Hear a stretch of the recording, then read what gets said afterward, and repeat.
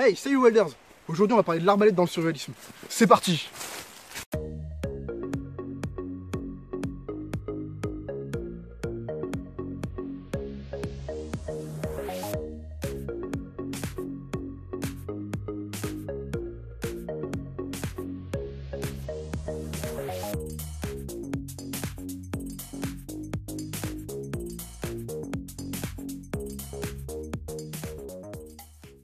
Donc cette vidéo va se décomposer en deux parties. Une partie où je vais parler de l'arbalète de mon partenaire Attila.com et dans une autre partie où je vais parler de l'intérêt de l'arbalète dans le surréalisme. Allons-y. Dans cette vidéo, je ne parlerai pas de réglementation, que ce soit par l'acquisition de cette arme ou liée à la chasse, puisque j'ai des personnes francophones qui regardent, qui soient en Suisse, en Belgique, en France, au Canada.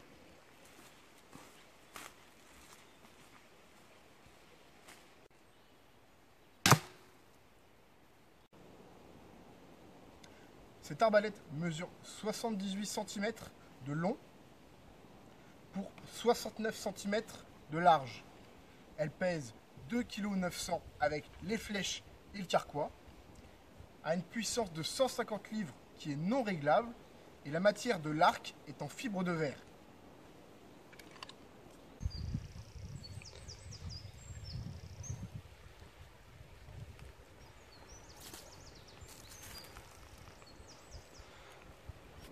Sur cette arbalète, un point très important, il y a une sécurité.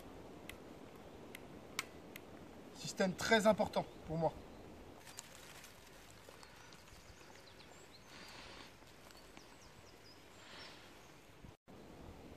Bien sûr, le viseur de base est très sommaire. Mais avec ça, sans souci, on peut toucher à 30-40 mètres.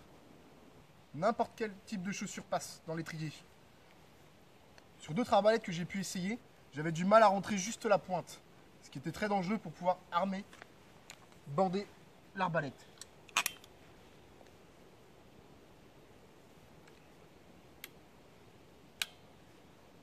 Les avantages de cette arbalète, elle n'est pas chère, elle est disponible à un peu plus de 100 € sur le site d'Attila.com. Elle est vraiment solide, on peut y aller, il n'y a pas de souci. Et il n'y a pas de poulie. Donc très facile à réparer si on est en forêt ou qu'on n'a pas de matériel sur nous. Les pointes de flèche sont amovibles, on peut y mettre des pointes de chasse.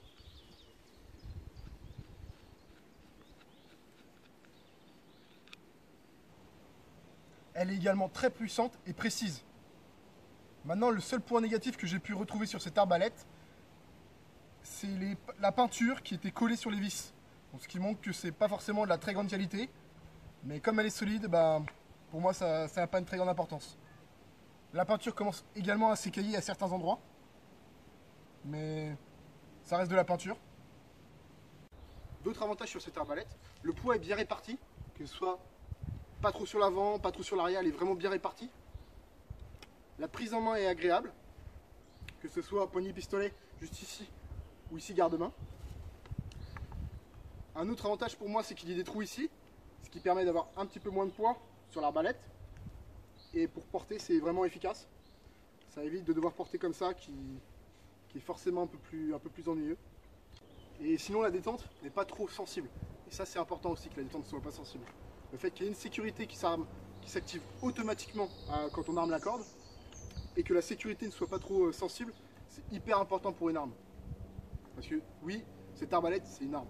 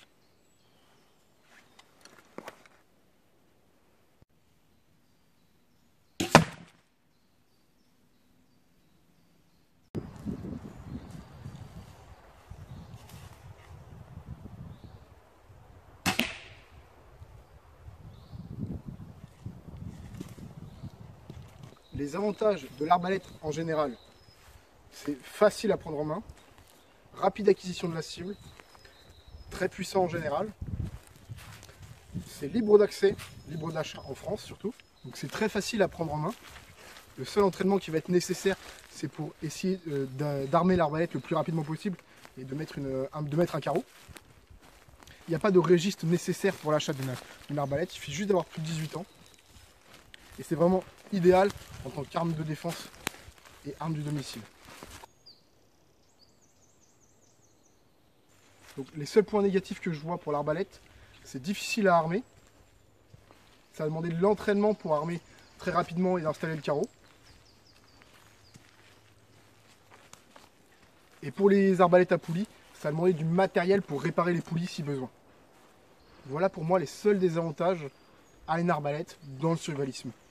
Dites-moi en commentaire si vous avez pensé à d'autres que je n'aurais pas forcément pensé ou assimilé. Merci d'avoir regardé cette vidéo, j'espère qu'elle vous a plu. Je vous mets le lien en description de l'arbalète et du site de mon partenaire attila.com que je remercie. Et à bientôt pour une nouvelle vidéo.